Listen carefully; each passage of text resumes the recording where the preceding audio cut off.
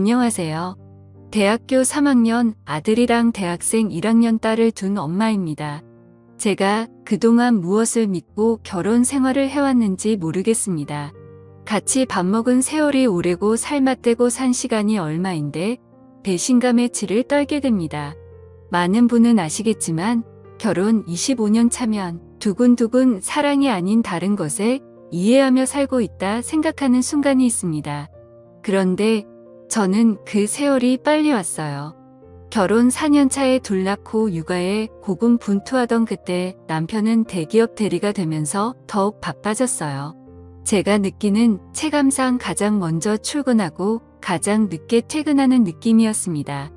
저 또한 그 당시 대기업 2년 차에 결혼을 했던 것이고 결혼 후 반년 뒤 승진을 했는데 임신하고 있덧이 심해지고 그 당시에는 육아휴직이 자유롭지 못했습니다. 남편과 시어머니의 고집에 사표를 내고 말았고요. 암튼 남편이 대리가 되어 집안일과 육아에 신경을 전혀 쓰지 못해도 아무 말하지 않고 살았습니다. 사실은 그게 그래요. 25년 전과 지금은 분위기가 많이 달랐어요. 그냥 전 전업주부로 최선을 다하려고 노력했습니다. 제 자신의 노력과 미래를 생각하기엔 우리 아이들이 너무 예뻤고 육아에 너무나 바빴습니다. 바쁘고 정신없는 생활이 저를 아내 여자보다는 엄마 주부라는 이름으로 살게 했던 것 같습니다.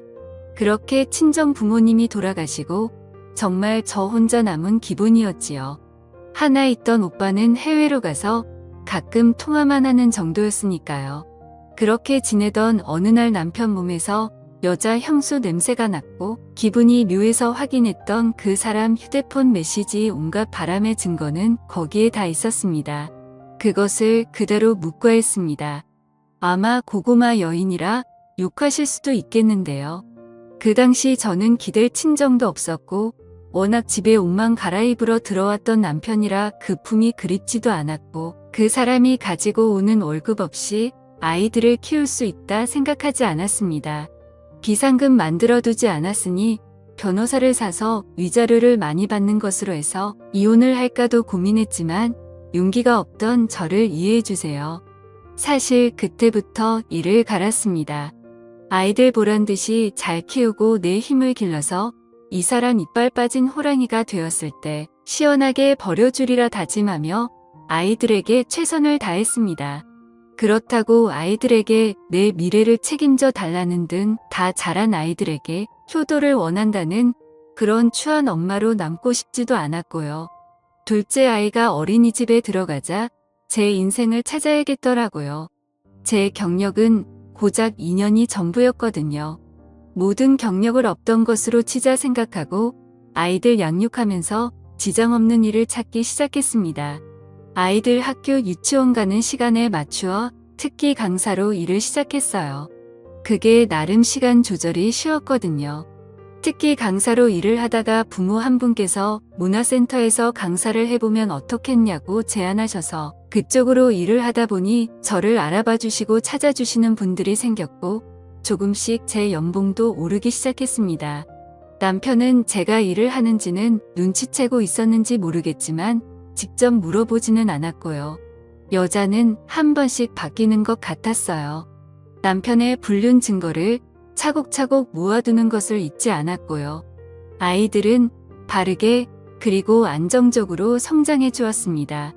성적도 제법 잘 나왔지만 그것보다는 좋은 사람으로 성장해가고 있다 생각해요. 예의 바르고 교우 관계가 좋다는 선생님의 말씀을 듣는데 정말 눈물이 났습니다.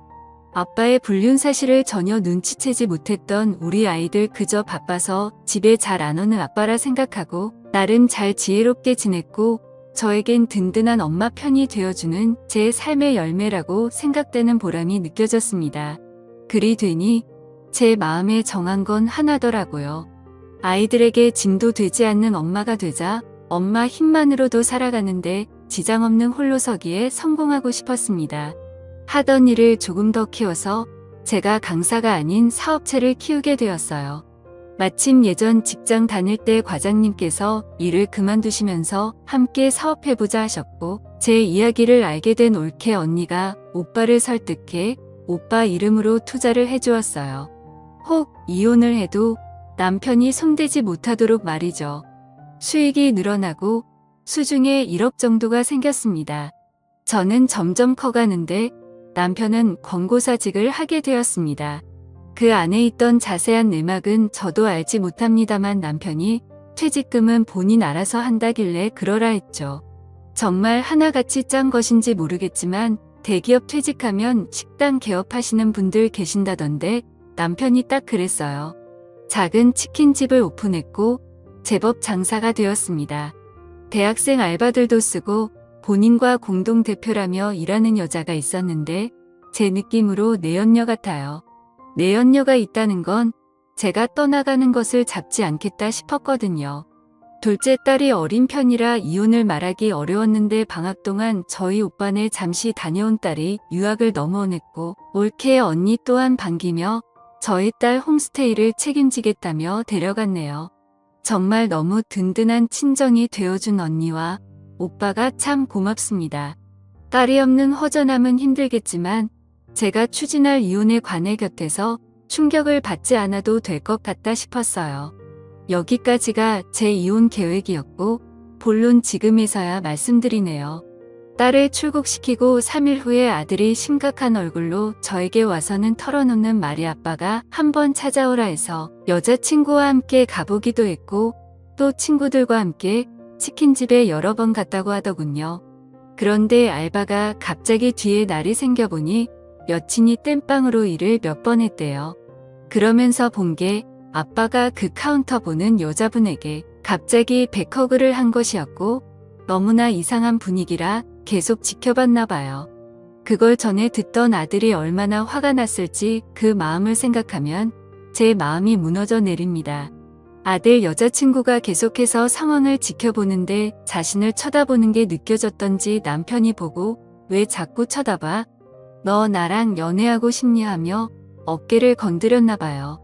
성추행인가 싶다가 남친 아빠인데 설마 하며 경계를 하는데 여러 번 말로 추파를 던졌답니다. 일하던 와중에도 여성미가 넘친다며 무겁지 않니라고 하는 둥 허리 아프겠다 마사지 해줄까 뭐 그런 말들이에요. 요즘 학생들 똑똑하죠. 그 여자아이가 녹음을 했네요. 일부 다처제가 아닌 일처다부제가 뭔 줄 아냐며 며느리가 아빠와 아들이 한 여자와 서로 연인이 되는 건데 관심 있냐며 남자 둘을 거느리는 멋진 여성이 되어봐라. 이렇게 말하고는 또 분위기가 심상치가 않으면 농담이다. 또 놀랬냐 하면서 엉덩이를 툭툭 쳤나 봅니다. 화가 너무 났던 그 여자친구는 제 남편의 뺨을 때렸나 봐요. 어딜 만지냐면서 그랬더니 딸 같아서 그런 거 왜 이해 못하냐? 마음 상했으면 미안하다며 50만 원을 주더래요. 그 상황이 녹음이 되었고요. 아들과 그 아이는 눈물을 흘리면서 결국 이별을 했다 합니다. 너무 좋아하는데 여자친구를 보면 아빠의 더러운 행동이 생각날 것 같다고 아들이 제게 말합니다. 본인이 아빠를 다시 보고 싶지 않다고 그리고 그 아이의 신고를 돕고 싶다고요. 그렇게 해도 엄마는 괜찮겠냐고 눈물을 뚝뚝 흘리는 아들에게 더 아빠가 그런 사람이라면 내가 더 이상 같이 못 산다 했어요. 그날 아들과 소주 한잔하면서 제 이야기를 했네요. 엄마도 더 아빠와 헤어질 그날을 기다리고 있었다고. 너에게 이런 상처를 주는 것도 모자라서 아들 여자친구에게 그런 더러운 말을 하는 사람일 줄 생각도 못했다. 엄마가 더 일찍 너에게 말하지 못해서 미안하다 하며 남편의 불륜 사실을 말했죠. 그날 둘이 울기도 많이 울었어요. 엄마 불쌍해서 엄마한테 대리 효도할 여자 찾을 생각도 말고 엄마를 더 마음에 모셔야 하는 사람으로 생각 말라고. 엄마는 끝까지 엄마로서 너의 독립의 대가하지 아니니 그 이후에도 엄마로 존재할 거라고 일주일만 기다려달라 했죠. 남편 가게 오픈 시간에 잘 차려입고 가서 카운터 본다는 그 여자와 남편을 앉혔습니다. 나 그동안 당신 병풍 아내로 오랫동안 살았고 아이들 이제 다 키웠다 생각한다. 당신의 약 15년간 여자 바꿔가며 이어져 왔던 불륜들 내가 알고 있다. 소송할까 했더니 원하는 게 뭐냐길래 깔끔한 이혼과 딸 아이 양육은 내가 끝까지 할 거라고 했습니다. 전 사실 위자료까지 요구할 마음이 없었어요. 딸 제가 끝까지 키울 자신이 있었거든요. 그런데 대뜸 제가 살고 있던 아파트에 가지라네요. 대신 본인 시댁에서 이번에 땅을 받는데 그건 욕심내지 말라 하는데 어쩜 반갑던지요. 그렇게 이혼 서류 냈고 한 달간 서류 정리나 마음 정리하면서 그 기간 동안 아들은 헤어진 여자친구를 설득해 법조인의 제대로 된 도움을 받아 고소를 진행하게 되었어요. 고소하고 재판하는 사이에 결국 저는 흔히들 말하는 돌싱녀가 되었어요. 고소 때문에 정신없던 남편이었던 그 사람은 저를 너무 쉽게 놓아주니 재미는 없었네요. 그런데 이게 소문이 나기 시작했나 봅니다. 그 여자아이의 부모님이 찾아와 한바탕 했나 봐요.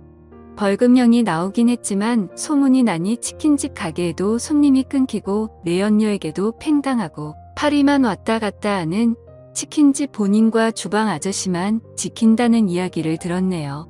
저는 지금 아들의 간곡한 부탁으로 딸이 있는 곳으로 왔습니다.